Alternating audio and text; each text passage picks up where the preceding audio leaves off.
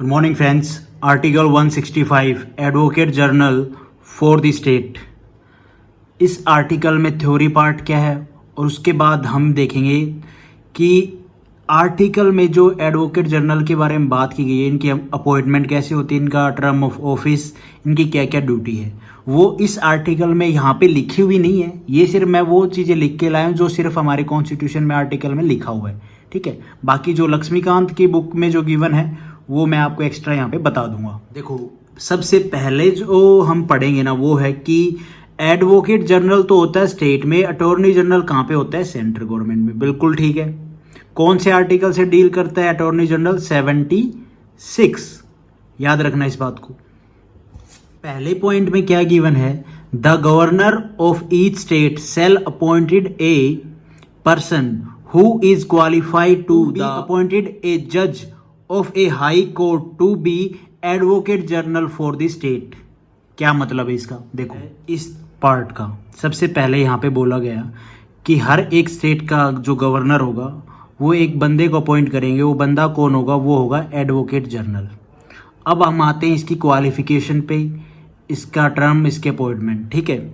सबसे पहले ये जो बंदा है हमारा, कौन? Advocate general. ये क्या होता है? स्टेट का हाईएस्ट लॉ ऑफिसर होता है, ठीक है।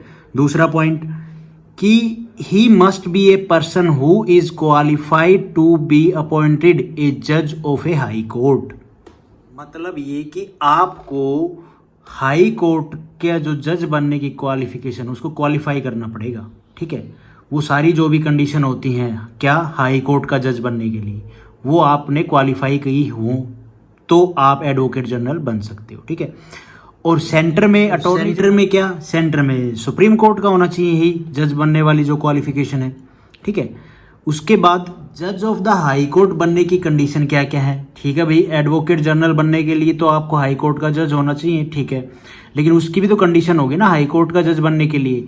तो एक तो आप इंडिया के सिटीजन होना चाहिए, दूसरा जुडिशियल ऑफिस फॉर 10 ईयर और been an advocate of a high court for 10 year.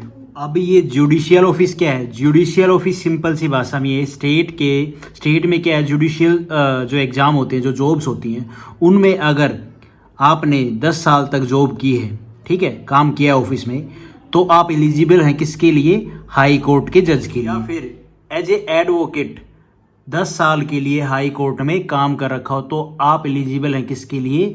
जज ऑफ द हाई कोर्ट। उसके बाद सेकेंड पॉइंट है, it shall be the duty of the advocate general to give advice to the government of the state upon such legal matters and to perform such other duties of a legal character as may from time to time be referred or assigned to him by the governor and to discharge the function conferred on him by or under this constitution or any other law for the time being in force। क्या मतलब है इसका? पहला जो point है वो ये है कि he is the chief law officer of the state, ठीक है। तो इनकी ड्यूटी भी होंगी कुछ। अगर चीफ लॉ ऑफिसर है तो स्टेट के प्रति इनकी ड्यूटी भी होंगी ना कुछ। वो क्या है? अगर राज्य की सरकार किसी लीगल इश्यू में इन्वॉल्व है तो उस लीगल इशू के रिस्पेक्ट में गवर्नमेंट किससे बात करेगी? कौन गवर्नमेंट की साइड से अप्रोच करेगा? तो कौन करेगा? एडवोकेट जनरल, ठीक है। मतलब ये कि एडवोकेट जनरल लीगल इशू में राज्य में जो सरकार है उसको एडवाइस देता है, ठीक है। उसके बाद अगर हम बात करें तो राज्य की जो सरकार है ना, अगर अटॉर्नी जनरल से बोलती है कि भाई आप ये लीगल मैटर हैं, लीगल करैक्टर हैं कि काम है, जो भी जितने भी, इनको देखिए, इनको कराइए, तो उनको भी कौन देखेगा? Advocate general. जो लीगल मैटर हैं, लीगल कैरेक्टर वाले जो काम, तो all duty of legal character are to be performed by किसके द्वारा? एडवोकेट जनरल के द्वारा, on the behalf of governor. और गवर्नर के बिहाफ पे कैसे? भाई गवर्नर को कौन बोलेगा? Council of minister headed by CM. अब ऐसा होता है कि जब भी सरकार बदलती है तो ये एडवोकेट जनरल ऑटोमेटिकली बदल जाता है, क्योंकि ये सारा किसके हाथ में होता है? Council of minister headed by CM. और ये किसको बोलते हैं? गवर्नर साहब को, कि आप इनको एडवोकेट जनरल बना दीजिए। तो ये चीज़ होती है यहाँ पे।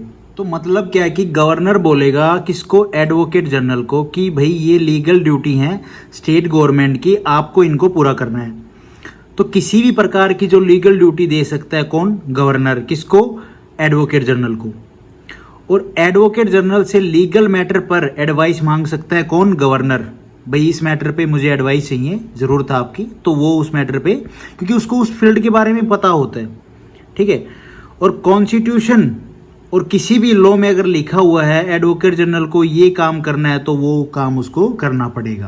उसके बाद एक और पॉइंट है कि एडवोकेट जनरल जब ऑफिस ड्यूटी कर रहा होता है, ठीक है, तो हो सकता है कि कोर्ट ऑफ लॉ में जाके स्टेट को रिप्रेजेंट करना पड़े, किसको, एडवोकेट जनरल को।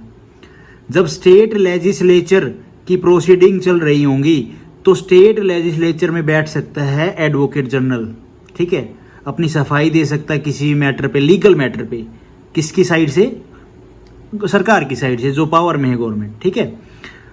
और स्टेट लेजिस्लेचर में जवाब दे सकता है on the behalf of government, ठीक है, ये बात हो गई। स्टेट लेजिस्लेचर की किसी भी कमेटी का मेंबर भी बन सकता है कौन, एडवोकेट जनरल। बट वोट डालने का अधिकार नहीं है, वोट डालने का राइट नहीं है किसको, एडवोकेट जनरल को।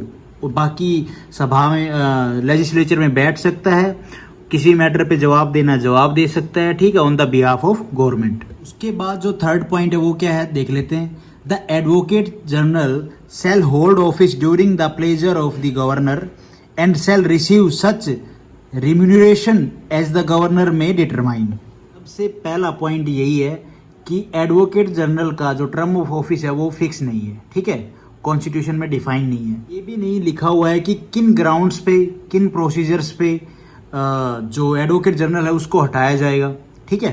एडवोकेट जनरल अपना ऑफिस किसके थ्रू रखता है, तो at the pleasure of the governor. Pleasure of the governor मतलब कि गवर्नर कभी भी किसी भी समय इनको हटा सकता है। और अगर एडवोकेट जनरल खुद हटना जाए तो वो अपना रेजिग्नेशन किसको देंगे, गवर्नर साहब को, ठीक है। उसके बाद जो एडवोकेट जनरल की सैलरी अलाउंसेज हैं वो कॉन्स्टिट्यूशन में डिफाइन तो नहीं है, ठीक है, किसके बेसिस पे दी जाती है, कौन डिसाइड करता है, तो गवर्नर साहब के डिसीजन के ऊपर इनको जो सैलरी है, अलाउंसेज हैं वो दिए जाते हैं। हर एक स्टेट में आप देखोगे अलग अलग होगी सैलरी किसकी, एडवोकेट जनरल की। तो ये था आर्टिकल 165। होप आपको ठीक ठाक समझ में आया होगा। Thank you for watching this video.